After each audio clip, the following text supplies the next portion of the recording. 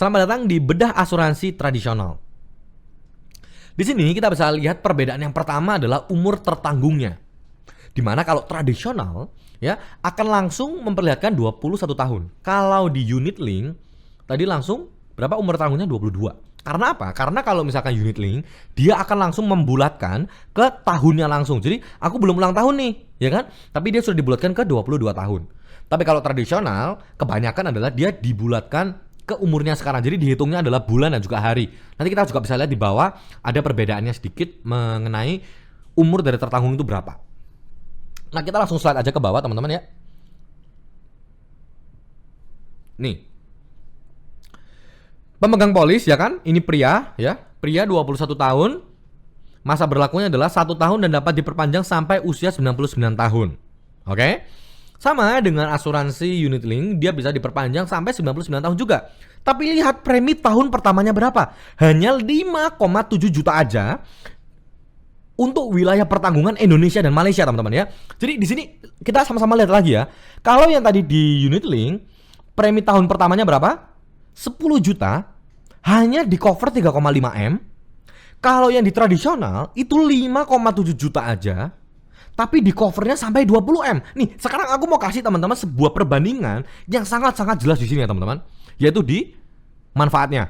Nah, tentu berbeda dong. Kenapa? Karena sama yang tadi aku bilang di unit link dan versus tradisional, di mana memang kalau unit link dia tuh mahalnya di awal, tapi di selanjutnya dia bisa lebih murah.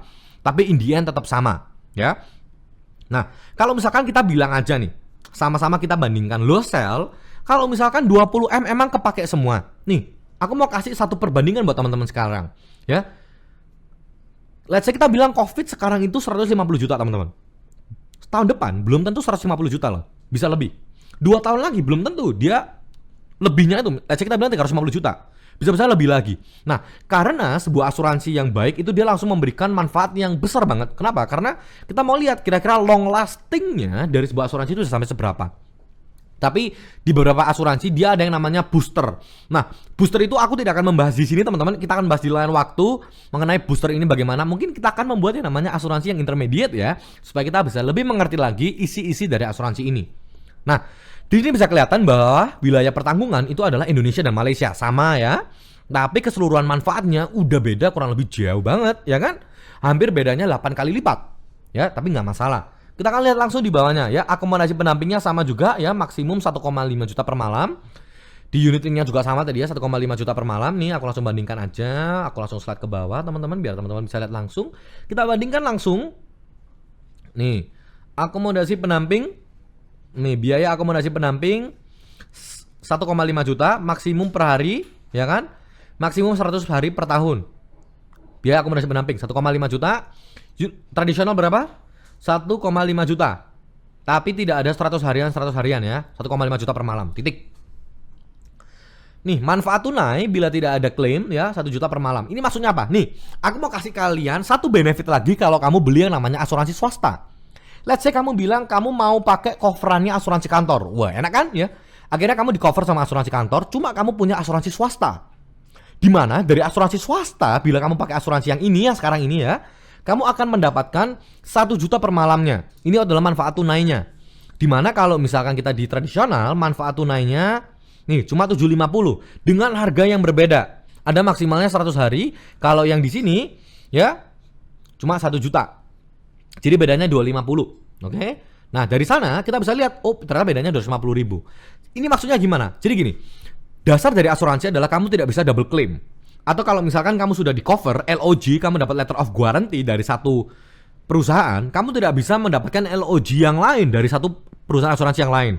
Tapi kalau kamu punya dua polis yang berbeda, satu polis adalah dia bisa untuk namanya mengcover dulu ya, ada LOG-nya, kamu sudah pakai LOG-nya, yang satu memiliki manfaat tunai, kamu boleh memakai manfaat tunai ini.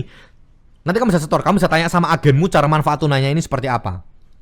Nah, tapi di sana ya perbedaannya sudah ada beberapa ya di sana. Terus kalau misalkan kita turun lagi ke bawah, ini sama ya, tidak termasuk ya, ini sesuai tagihan. Terus kita lihat yaitu kamarnya nih, biaya kamar. Ya, biaya kamar perawatan berlaku di luar wilayah Indonesia. Kamar perawatan dengan harga terendah dengan fasilitas 1 tempat tidur dan kamar mandi dalam. Kalau di unit link kita cari dulu nih di luar wilayah pertanggungan ya, jadi di luar dari Indonesia. Rawat inap darurat bukan teman-teman.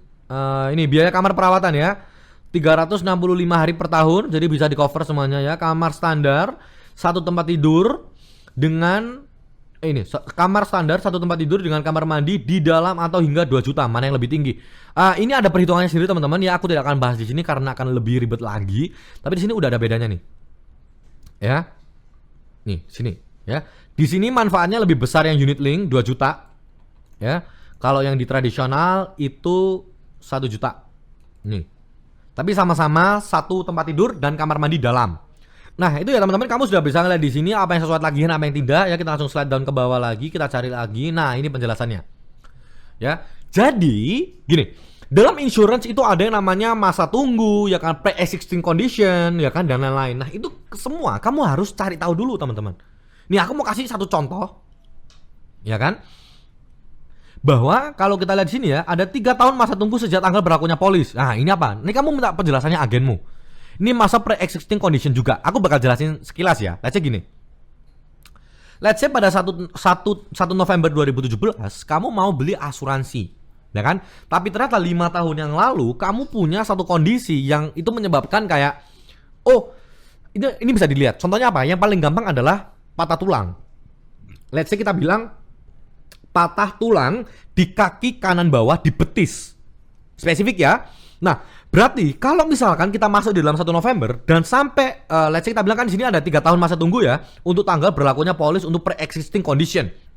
Jadi dalam 3 tahun ini, jadi dari 1 November 2017 sampai 1 November 2020, kalau misalkan di kaki kanan betismu ini terjadi patah tulang lagi, maka tidak akan di cover. Setelah 3 tahun ini selesai, maka kamu baru bisa di cover betis kananmu ini. Paham ya teman-teman? So, gimana kalau misalkan aku ada patah tulang di tempat lain? Oh, good question sekali. Kalau misalkan ada patah tulang di bahu kiri atas ya, di dalam 3 tahun pertama, maka bisa di cover. Karena beda tempat. Itu bukan pre-existing condition, itu adalah condition yang baru. Nah, di sini tuh ada beberapa yang berbeda-beda teman-teman. Yang memang harus kita lihat ya. Di sini ada beberapa pertanyaan yang berbeda-beda sama satu asuransi dan 2 asuransi lainnya. Nah, yang perlu kamu perhatikan selanjutnya adalah masa tunggu khusus. Di sini setiap asuransi memiliki masa tunggu khusus yang berbeda-beda. Let's say kita bilang di asuransi yang ini, ya asuransi Z ini ya, dia ada masa tunggu khusus, yaitu kalau misalkan dalam 12 bulan pertama sejak tanggal berlakunya polis, jadi 1 November 2017 sampai 1 November 2017 sampai 1 November 2018, kamu kalau bisa menghindari 10 penyakit ini.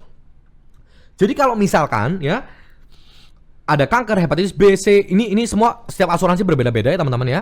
Tapi kalau kamu melihat ya 10 penyakit ini kalau bisa kamu hindari dulu. Kenapa? Karena kalau misalkan dalam 12 bulan pertama kamu terkena 10 penyakit ini, sorry to say, insurance tidak akan mengcover hal itu. Ya kan? Tapi ada beberapa insurance yang masa tunggu khususnya itu berbeda-beda. Jadi kamu tetap harus yang namanya memaksimalkan bagaimana kamu bisa membaca. Nah, sekarang aku mau kamu untuk membaca yang namanya masa tunggu khusus ini, ya kan? Ini ada beberapa pengecualian dan pembatasan utama. Ini kamu harus baca satu-satu nih. Ada penggantian nikotin, ya kan? Perawatan ortodontis. Ini aku jujur bukan dokter ya teman-teman. Jadi kamu bisa tanyakan ke dalam dokter-dokter di Halodoc, di mana kamu bisa baca ya. Nah, itu teman-teman perbedaan antara asuransi tradisional dan asuransi unit link. Jadi kita lihat perbedaan yang pertama ya adalah dari preminya. Premi untuk asuransi unit link di awal tahun akan lebih mahal daripada asuransi tradisional.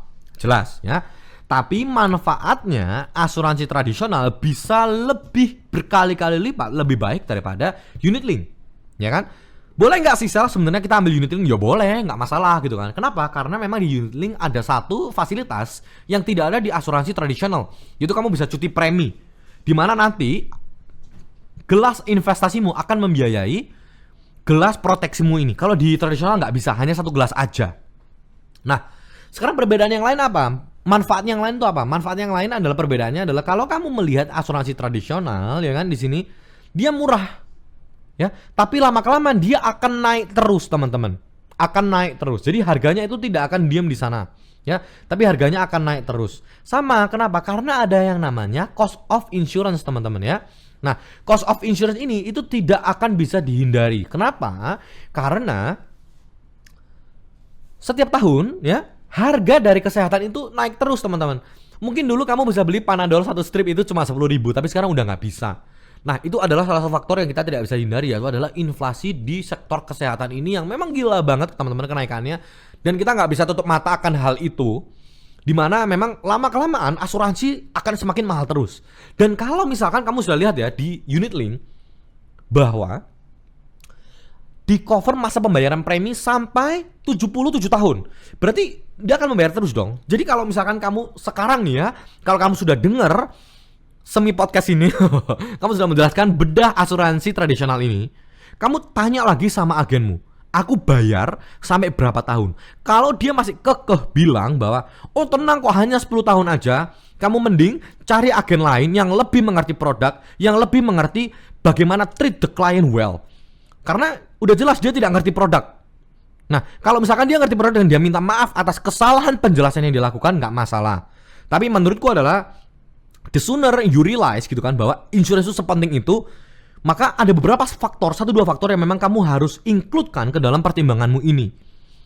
Nah, nanti di selanjutnya ya kan, kita akan membahas yang namanya, aku akan kasih yang namanya challenge di kamu di video ini setelah selesai ya.